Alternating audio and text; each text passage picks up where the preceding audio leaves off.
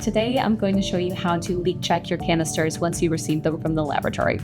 First, we want to make sure that we have selected the appropriate canister size and flow controller setting for our sampling event.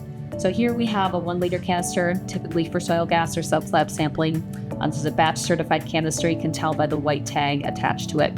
And here we have a soil gas manifold, like a 200 cc setting. We'll take that out of our box here. And you'll want to confirm that the sticker on the flow controller matches the box. So make sure that you have the appropriate setting. And the next thing we want to do is make sure that the valve on the canister is securely closed. For a toggle valve, it means it is down position. Next, you'll remove the dust cap from the canister. And then confirm that the cap is tight on the flow controller. Now remove this plastic cover.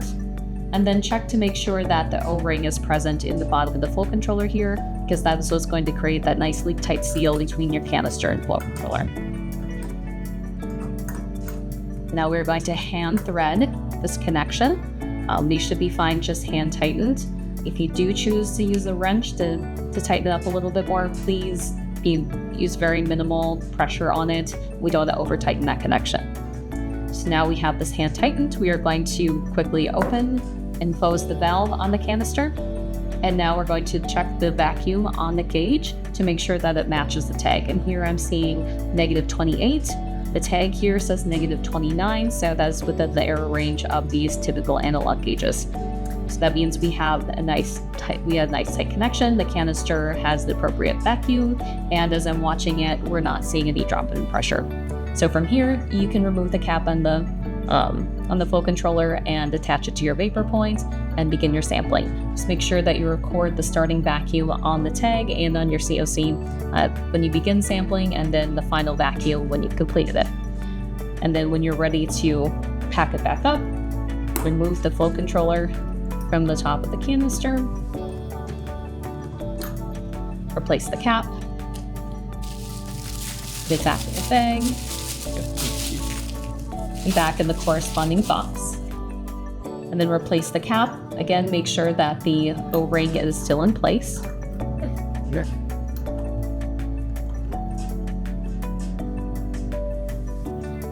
And you're ready to ship it back to the lab.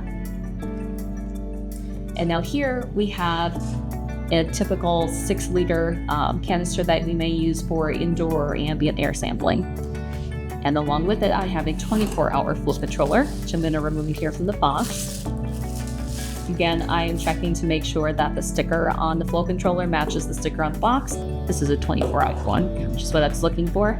And you can tell by the pink tag here that this is an individually certified canister. So again, I'm going to make sure that the valve is shut tightly on the canister. I'd like to remove the dust cap.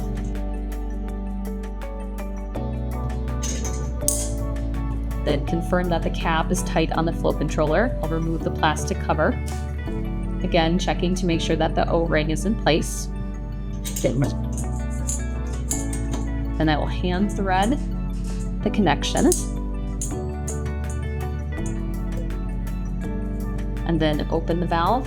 With these rotary valves, you want to make sure that you open them all the way, but not too far. You'll feel a natural stopping point.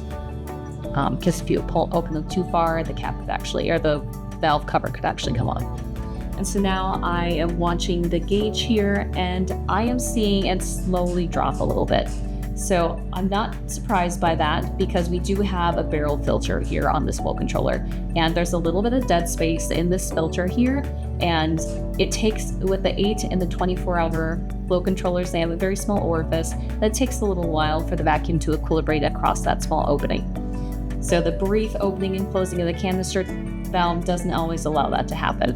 So what I'm going to do is I'm going to watch the vacuum here, and it's now holding steady. It's not dropping anymore. So I know that my connection between the canister and the flow controller is tight. So what I'm going to do now is open the valve one more time and close it again. And now I see that it has dropped to -29, and it is holding at -29. So the vacuum has equilibrated across that orifice, and that -29 matches the -29 that I see on the tag here. So if you do see a low vacuum when you're checking your canisters, make sure that you watch and see if it continues to drop and give it another try. Open it up and close it again if it is holding vacuum, just to ensure that it is an equilibration issue that needs to resolve itself, and rather than actual low pressure in the canister. All right, and then when you're ready to send it back to the laboratory, you will reverse the process. Make sure that the valve is closed on the canister.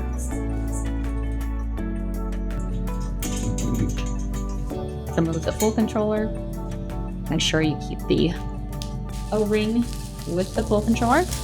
Put it back in the protective bubble bag, back in the matching box, and replace the cap on the canister, again checking to make sure the O-ring is in place.